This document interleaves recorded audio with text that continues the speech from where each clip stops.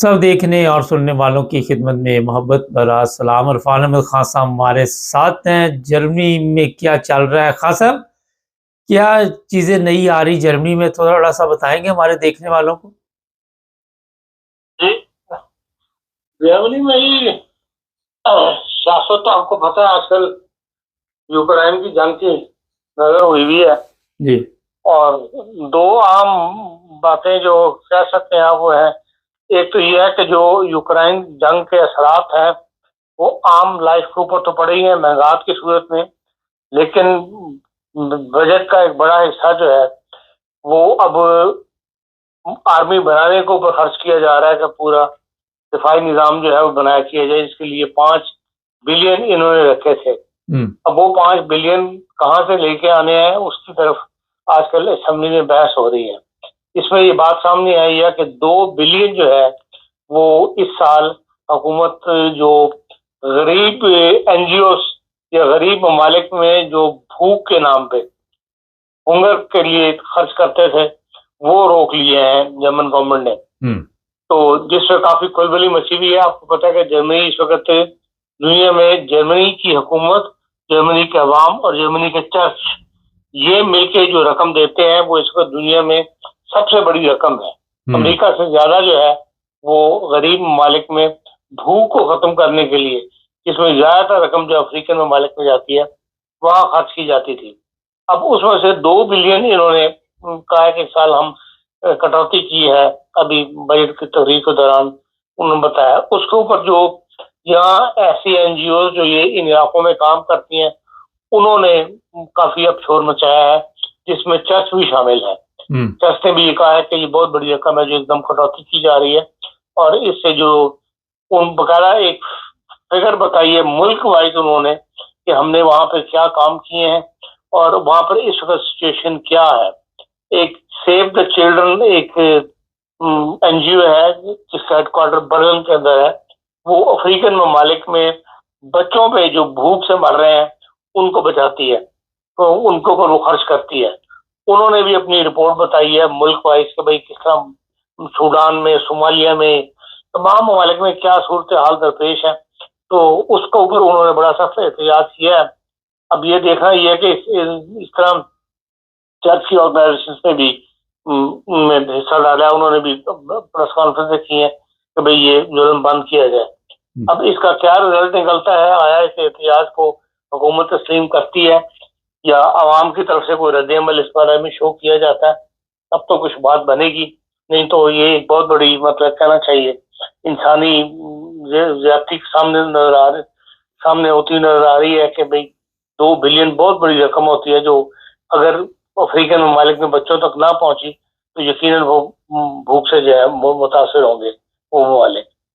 एक तो ये जर्मनी में एक काम है। दूसरा ये है कि जो इन्होंने बॉर्डर्स में कंट्रोल शुरू किया था और सबसे ज्यादा पोलैंड का बॉर्डर जो है कंट्रोल किया जा रहा था। अब उसके जवाब में पोलैंड ने भी अपने बॉर्डर जो है वो कंट्रोल करने शुरू कर दिए और जो लोग जर्मनी से पोलैंड की तरफ जाते हैं उनको उन्होंने पासपोर्ट कंट्रोल जो है वो लगा दिया है, जिससे बड़ी बड़ी लंबी लाइनें जो है वो लग रही है। और आपको पता है कि जर्मन तो इस चीज को बर्दाश्त नहीं करते या इसके आदी नहीं है कि फ्री ट्रांसफर, या उन्होंने पोलैंड क्या लेने जाना है। ज़ाहिर है जो जरूरत के तहत जा रहा है उसे वापस भी आना है, वो कोई साल में नहीं जा रहा। उसके ऊपर काफी बड़ा एहतजाज जो है वो जर्मन पोलैंड गवर्नमेंट से किया गया है। लेकिन पोलैंड गवर्नमेंट जो है वो अड़ गई है और उसने कहा कि नहीं, हम ये बॉर्डर जो है वो कायम रखेंगे, जर्मनी का बॉर्डर खत्म नहीं करेंगे। लेकिन ऑन द होल इसका फर्क ये जरूर पड़ा है कि जर्मनी के अंदर पिछले 6 माह में, जनवरी से लेके और जून तक, वो कहते हैं कि 50% से भी ज्यादा जो है लोगों ने असाइलम कम दिया है। और बाद में तो वो कहते हैं कि भाई बाद महीनों में 70%, जैसे जून है इसमें 70% लोग जो है वो कम आए हैं असाइलम लेने के लिए, जर्मनी में दाखिल हो सके हैं। वो जो नई पॉलिसी ने निकाली है कि बॉर्डर से ही वापस कर दो लोगों को, उसको असाइलम ना लेने दो, वो अब इनकी काफी कामयाब जा रही है। और 65,495 लोगों ने जो है वो इसलिए 6 माह में जो है असाइलम लिया है, जो कि वो कहते 85 से ज्यादा कम है पिछले साल की निस्बत से। इस तरह जो पूरे यूरोप में या कह लें जर्मनी यूरोपियन ममालिक हैं, इनके अंदर तो 20 तादाद जो है वो 7,000 पिछले साल की निस्बत बाकी ममालिक में भी कम है।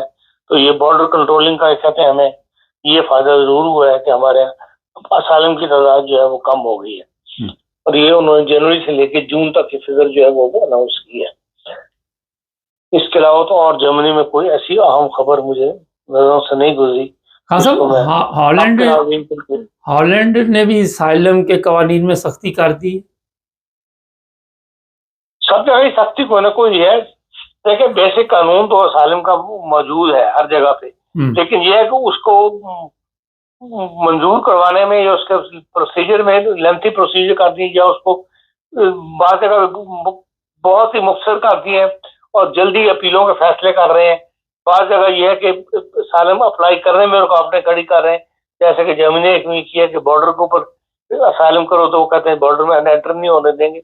इस किस्म की दूसरे मुल्कों में भी यकीनन हर जगह पे जो है वो तभी ये तादाद जो है वो कम होने में आई है। अच्छा, ये भी खबर है कि पुर्तगाल से बड़ी तादाद में लोगों को वापस भेजने का प्रोग्राम बन चुका है। बताया जा रहा है 40,000 के करीब लोग हैं जिनको डिपोर्ट किया जाएगा पुर्तगाल से। खासा में इसलिए पुर्तगाल जो है वो एक नया रास्ता, जब ये सी वाला रास्ता बंद हुआ है तो नया रास्ता लोगों ने पुर्तगाल से ढूंढ लिया था। पुर्तगाल एक ऐसा मुल्क है कि वहां पे बहुत सारे ममालिक ऐसे हैं जहाँ पे भी वीजे की जरूरत नहीं थी, तो लोगों ने उस रास्ते को इस्तेमाल किया या लोगों ने सेनेगाल आके और फिर वहां से पुर्तगाल में दाखिल हुए हैं। तो वहाँ काफी बड़ी हजारों की तादाद में लोग बताते हैं वहां जमा हो गए जो यूरोप आ रहे थे, स्पेन के जरिए एंटर हो रहे थे, उनका रास्ता रोकने की कोशिश की गई है। अच्छा, ये भी खबर है खासा स्पेन में बड़ी दुनिया आ गई है, कहते हैं वहां पे अब घरों की कमी हो गई है, बड़ी मुश्किल हो रही है लोगों को घर ढूंढने में।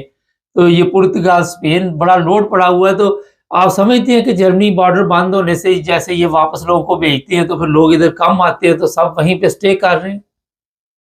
देखिए स्पेन के अंदर काफी दुनिया जो है जो आई है वहां पे, और वहां पे क्योंकि एक सिस्टम खुला हुआ है कि आप अगर वहां 6 महीने या साल टैक्स पे कर दें तो वो वीजा तब्दील कर देते हैं। तो उसमें उसको बहुत सारे लोग दुनिया ने फायदा उठाया है। जर्मनी से भी सैकड़ों की तादाद में लोग जिन्होंने यहाँ असाइलम अप्लाई किया हुआ है वो वहां जाके अपना उस वीजे के लिए इमिग्रेशन वीजा कह लेंगे, जो भी वीजा उन्होंने निकाला हुआ है वर्किंग वीजा, उसको फार्म वगैरह पूरा कर देते हैं और वो वहाँ काफी उसमें नरमी की जाती है। हालांकि फिंगरप्रिंट होने के बाद वो फिंगरप्रिंट उनको पकड़े जाता, उन्हें पता लग जाता है किस बंदे ने वहाँ असाइलम अप्लाई किया हुआ है पुराने मुल्क के अंदर जर्मनी यूरोप के, लेकिन इसके बावजूद उसके पेपर रख लेते हैं और 6 महीने का मुतालबा वो करते हैं या 1 साल का, अब मुझे एग्जैक्ट नहीं पता। बाद इलाकों में 6 महीने में भी लोगों ने टैक्स पे करके तो फिर वो पेपर सही करवा लिए, और बाद अगर 1 साल टैक्स पे करना पड़ता है। वो टैक्स पे करने के बाद फिर उसको बाकायदा जो नॉर्मल वीजा जो है वो स्पेन का जारी कर देते हैं। तो उससे फिर यह है कि लोग वहां से फिर मूव करके तो इधर यूरोप में आ जाते हैं, लेकिन वहां पर जब तक टैक्स पे करना होता है वहां को ना कोई काम वगैरह करके गवर्नमेंट कोई इमदाद नहीं देती, वहां खुद ही काम शाम करके तो टैक्स की रकम जो है वो 300 कुछ यूरो महीने के बनते हैं, वो उन्हें पे करने होते हैं। तो वो वहां इसलिए कि इटली के अंदर भी अब उन्होंने नई स्कीम निकाली है जिसमें 2 लाख बंदों को वो इमिग्रेशन देने के उसमें है, और वो ज़राअत के अंदर लोग काम करेंगे और उनके लिए भी उन्होंने वीजा जो है ओपन कर रहे हैं कि जो लोग आके ज़राअत में काम करना चाहें इटली के अंदर तो उनको वीजा जो है वो इशू करेंगे। कि बाकायदा वहाँ की गवर्नमेंट ने असेंबली ने कानून पास किया और ये रास्ता जो है खुला है। हाँ सर, यूरोप में आने वाले दिनों में या चंद सालों में आप देख रहे हैं कि सियासी पनाह में कमी आ जाएगी जिस तरह कंट्रोल करने की कोशिश की जा रही? देखिए ये तो दुनिया के हालात है, निसार है इस बात का।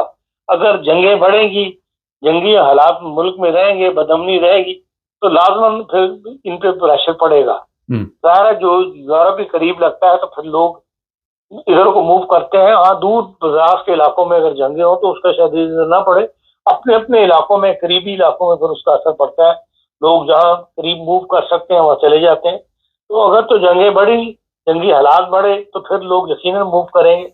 और अगर ऐसे अमन के हालात हो जाए जो बाहर नजर नहीं आते, तो फिर यह है कि भाई दुनिया की नस्ल मकानी जो है वो कम हो जाएगी। इसमें एक चीज़ खान साहब बड़ी अहम है, जंगों के अलावा भी लोग जो है दूसरे ममालिक का रुख करते, तो कभी इन ममालिक ने ये गौर नहीं किया कि लोग अपना मुल्क क्यों छोड़ते हैं, किसी जगह पे मजहबी प्रॉब्लम है, कहीं पे सियासी मसाइल हैं, तो उस तरफ भी तो ये गौर करके वहाँ के मसाइल नहीं हल कर सकते। देखिए, हर मुल्क को हुकूमत, जर्मनी, पूरे यूरोप के तमाम ममालिक जो वहाँ ममालिक है यूरोप के, वो इन तमाम ममालिक को जहाँ से दुनिया आ रही है वहाँ की हुकूमतों को इमदाद देते हैं। पाकिस्तान को भी इमदाद दी जाती है, जर्मन भी देते हैं, बरतानिया भी देता है, मिलियंस पाउंड देते हैं, लेकिन वहाँ जो इमदाद का इस्तेमाल है वो दुरुस्त नहीं है, इसलिए वो आम इंसान तक नहीं पहुँचती, या ऐसी सरमायाकारी उस इमदाद से नहीं की जाती, बल्कि उस इमदाद को हुकूमत अपने बजट को पूरा करके जो खसारा है उसको पूरा करने के लिए खर्च कर लेती है, और आम आदमी तक उसका बेनिफिट नहीं पहुंचता। इसलिए वहां जाहिर है जो आम आदमी है उसकी भूख में कोई कमी नहीं वाक़ होती, उसकी मुश्किलात में कोई कमी वाक़ नहीं होती, इसलिए फिर लोग वहां से मूव करते हैं।